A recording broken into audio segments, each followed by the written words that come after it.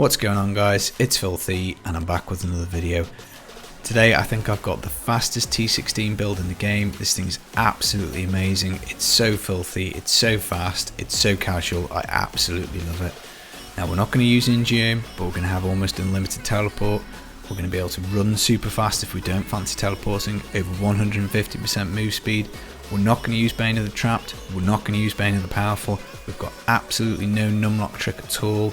We have 100% uptime on our squirts for double damage. It is virtually impossible to die whilst playing this build. It is just so easy, so casual, just absolutely love it.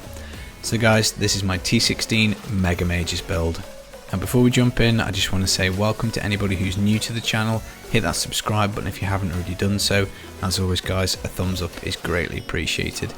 I've been really enjoying doing my Let's Play series, so go check that out if you haven't already. Get involved on the YouTube community tab, hit me up with any questions you want answering whilst I'm doing that series, and yeah, it's been a lot of fun.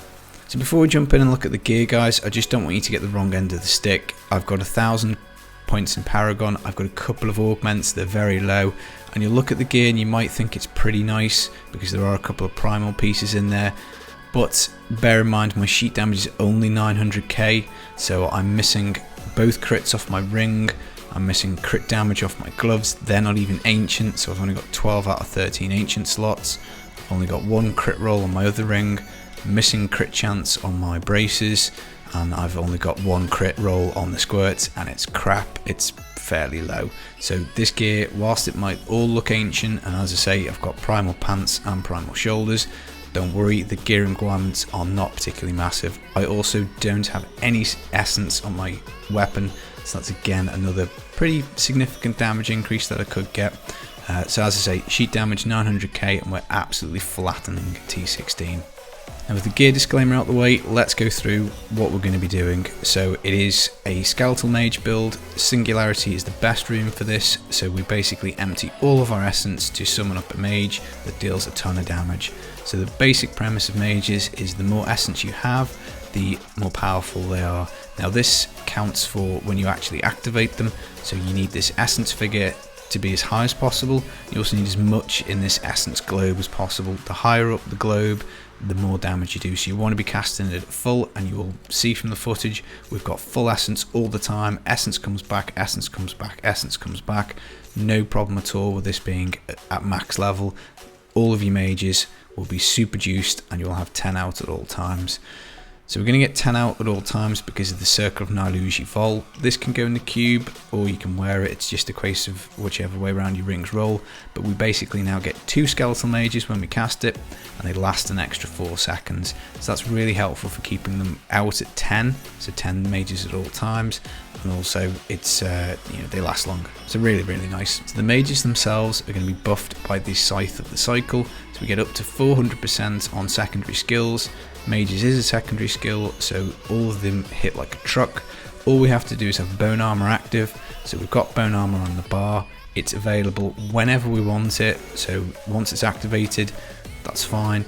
Bear in mind, every mage cast will reduce bone armor duration by 4 seconds, so you just don't want it to drop off. But as I say, the cooldown we've got in the build, the way the build functions, this is just available all the time, so just refresh it whenever you need. So other damage modifiers, we've got staple necro item, the Crispin Sentence. Now we don't actually have a way of slowing because we're not taking a Bane of the Trapped, but what we do is we get off a freeze quite a lot of the time, and we also get off a stun quite a lot of the time. And basically when either Land of the Dead is up or when we hit with Dislocation, which is the rune on bone armor, we get this triple Crispin effect. So go hard or go home, it's triple Crispins or nothing for this build. Another damage modifier we've got is Squirts. This gives us double damage. Now this is only up if we don't take damage, so we'll go through the mechanism of how we completely avoid all incoming damage, and this is up the entirety of the rift. It doesn't ever drop off, we don't need to worry about taking extra damage, it's just double damage the whole way. Also giving us some juice is the Tasker and Theo. This will increase the attack speed of our pets, so that is just extra damage for the mages, which is lovely jubbly. Now, rounding out the gear, if we start with the cube, the Messerschmitt's Reaver, this is the most important item of the build. This is what makes it function. So basically, whenever we kill an enemy, one of our skills is reduced by 1 second. The mages absolutely murder enemies. if you see an enemy, it will vaporize. So this literally means that your skills come back incredibly quickly. Now I've got, I think, over 50% CDR, which let's just have a quick look at the sheet.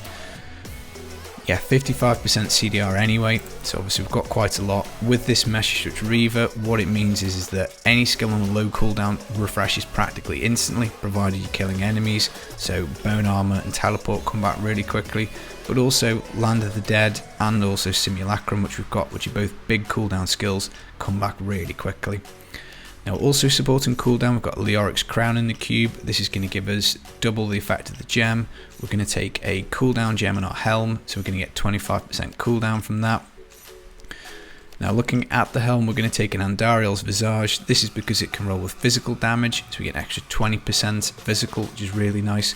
You also want to make sure you get Skeletal Mage damage on there if you can, either that or crit, but Skeletal Mage damage is probably better. We're going to be taking Roseth's Volition in the shoulder slot. This isn't particularly important because you'll fly through the content so quickly that your mages, because they last quite a while and because you move so quickly, you won't always get to consume the corpses. We do have an absolutely enormous consume range for the corpses, so it is best in slot, but any shoulders with cooldown on will do until you get a pair of these that are nice. We're going to take the Requiem Cereplate. This is going to give us additional essence when we restore with Devour, which we'll cover in the skills, but basically provided we're consuming corpses, we're getting extra juice for them, which is one of the ways that we get our essence at max every time we cast mages. So this is a really important item. We've got the gold wrap because we are going to be taking the Boon of the Hoarder, so whenever we pick up gold we will be immortal, we'll be completely invulnerable, and we'll tie that in with the gem, the legendary gems in a minute. Hexing Pants and Mr. Yan, we get extra resource and also extra damage whilst we're moving, so your goal is to be running around constantly because we just want this extra 25% damage. We've got Stewart's Greaves, so that when we teleport we get a 100% move speed buff, really nice for a speed item. I love making necro builds with this. Nemesis Braces, because it is a speed build, we want elite champs packs just for the DBs and for the progression. And then lastly, your offhand is pretty much a stat stick. We'll talk about some swaps at the end, but pretty much you just want something with cooldown, skeletal mage and critic chance on it. Obviously nice damage roll and intelligence, but any of the offhands will do. And then the final gear piece is in the cube, and this is the Avarice Band. As I say, you can put your Crispins in here. It's probably going to be preferential because an Avarice Band is easier to get because you just have to farm Act 3 bounties. So if you do enough of them, you'll probably get yourself a decent one. But what this does is every time you pick up gold, it increases your gold and health pickup radius by 1 yard for 10 seconds, stacking up to 30 times. So provided you pick up gold, you enter this huge sucking vortex, which brings all the gold in, and that's really nice. So legendary gem wise, we've got the Legacy of Dreams. So again guys, you can see this is ranked 93. It's off season, I haven't ranked this up to 99, so I've got another 10-15% worth of damage to plump on this when I bother my butt to get it up to 99. Boon of the Hoarder, we talked about. You will get 100% guaranteed chance for gold dropping when you kill enemies. We also get 30% move speed, so really nice. We're probably up to almost 200% move speed once we get going. And then the final gem, this is how we're going to stay immortal the whole time and how we're going to make sure that our squirts is up the whole time. So this is the Molten Wildebeest Gizzard. So this gives you a shield, so 4 seconds worth of shield. It doesn't really matter, you don't have to have this a high rank, a rank 25 one will do, because as you kill monsters with your Boon of the Hoarder and Gold Wrap, you gain so much armor that this shield, immaterial of its size, will just never drop. If the shield never drops, you don't actually take damage, and therefore your squirts bonus is up the entire time. Now if you take the gizzard off, even though with the gold wrap you have so much armor, you barely see your health bar move. In fact, you don't see it move. Unfortunately, it still does count as taking damage. If something hits you, even if it is only minuscule damage, your squirts will drop off, and that's why we're going for the gizzard, just to make sure the squirts is up the entirety of the rift. Now looking at the skills, we've got some really nice synergies going on. So Skeletal Mage we've talked about, the higher your essence, the more damage they do. Simulacrum Reservoir, this is just here for a double damage effect and also a really good way of making us invulnerable for 4 seconds, because we are taking Wrathman's Shield and the passives, so we literally cannot take damage for 4 seconds after we activate this.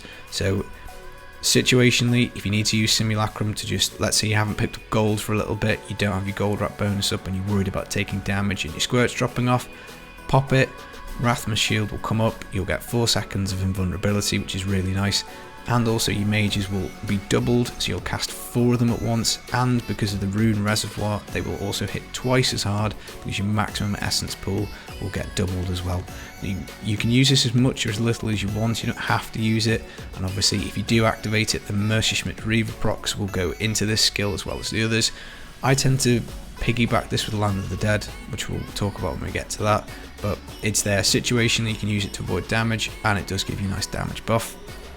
Bone Armor Dislocation, we have to have this for the Scythe of the Cycle. We may as well go for the stun because it will proc the triple crispins. You can take this off for Harvest of Anguish, and there's a swap you can make with your offhand to get a bit more use out of this. This would give you an extra 10% move speed. I personally would rather have the guaranteed stun, and because again of the Mercyschmidts, when you kill enemies this thing just refreshes pretty much instantly, so it's just completely on demand stun. Whenever you want it you can stun, so you can run along stun, and it just keeps refreshing. But obviously the more times you press this, the more you funnel procs away from Land of the Dead and Simulacrum, but you know, it's just there if you want it. Devouring Aura, this is why we don't need an unlock, and this is one of the things that makes this build really lazy. Now we have a Devouring Aura that is only 15 yards, but we get 11 essence per corpse. Now this range is also increased by 50% of the gold pickup radius, and because of the Boon of the Hoarder, the Avarice band, our pickup radius goes huge, and this means that we can devour corpses all across the screen. So that means that we basically are just constantly, if we kill stuff we get corpses, our mages dropped corpses, if we teleport we'll have a corpse because we're going to be taking molting on Blood Rush. So what it means is that we're pretty much always at max essence whenever we cast mages, and that means that they are always doing mega damage. So it's really nice, no unlock trick, devours the entire screen. Lastly we've got Land of the Dead. This gives us infinite corpse skills for 10 seconds, so it means that Devour just goes off constantly and we get loads of essence. So our mages are obviously super juiced, but also it freezes enemies, so that procs your triple crispins, so mega damage when this is up. Now when you get a cooldown pylon, all of these things just are up all of the time. It's literally god mode, hack mode, cheat mode, and even without a cooldown pylon it still feels a little bit like that anyway. Passive wise, Wrathman's shield we talked about, so we also get 4 seconds of invulnerability when we activate Land of the Dead, even if we didn't need it because of the gold wrap, because of the freeze. It's just literally you can't die. Overwhelming Essence, we get an extra 40 essence, so that's more damage on the mages. Extended Servitude we've gone for just to increase the length of the mages by 25%. Does help a little bit, it's probably worth taking. And then Fueled by Death for an extra 30% move speed. I'd say Extended Servitude is probably the passive that I'd consider swapping out, and I might go for Dark Reaping just to get more essence, but to be honest I quite like it the way that it is. Now Blood is Power is normally taken for this type of build, but given that you have to lose 100% of your life for this to kick in, you will just never get to that point. The gold wrap will stop this from happening, your gizzard will stop this from happening, and you can't really teleport enough quickly enough to make this worthwhile, so I just leave it out of the build. By all means you can put it in. Simulacrum has a blood cost, you teleport, you could probably put that up to the rune that doubles the health cost. The only downside you've got with swapping Blood Rush to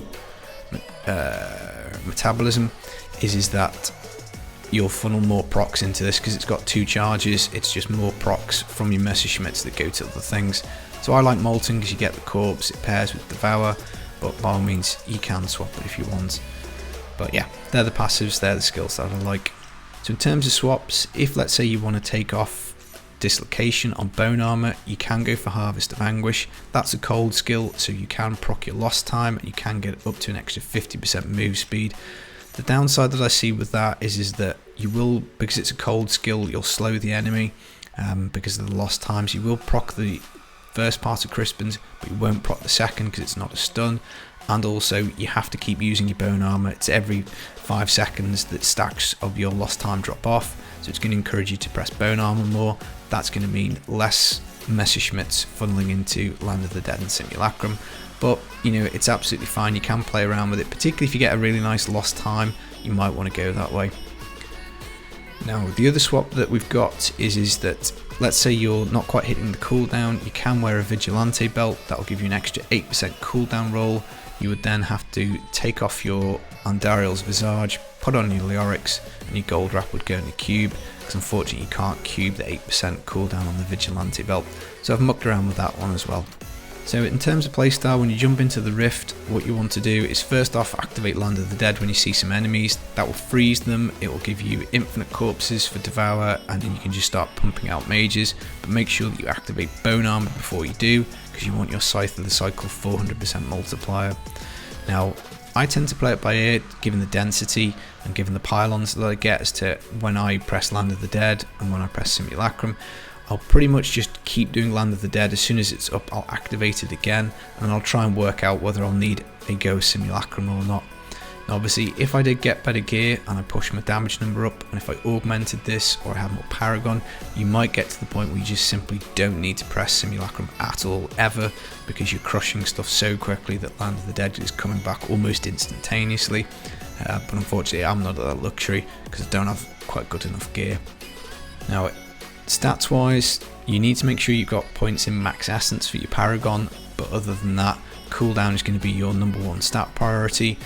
I've run this with anywhere from 50 to 60% CDR, and the difference between the two isn't massive, so anything above 50% I'd say is probably workable, and then as near as you can get to 60, that would obviously be great. As always guys, there will be a D3 planner link in the description. That will give you all the suggested rolls on the gear, because I just tend to find it's a little bit dull reading these out. But this is really fast, really filthy. I really do like this build. It is so much fun to play, and hopefully it will give the console guys a chance to play something, because obviously one of the comments you do get a lot of the time is this won't work on console, or I don't like numlock. So I will leave you with a really quick clear now. Obviously we've had some footage in the background, so you've seen the proofs in the pudding. It does work really quickly. I could see some people saying that Monk is quicker, and I think on a one-off Rift, if you get a really good one with the Monk, it will be. But I think overall this is quicker, because the DPS is just incredible. You're not reliant on teleport or Ingeome, and pretty much crappy maps, you can run through them pretty quick. So that's the build guys. I hope you've enjoyed it. Leave me a thumbs up if you have. I will catch you in a future video. Peace.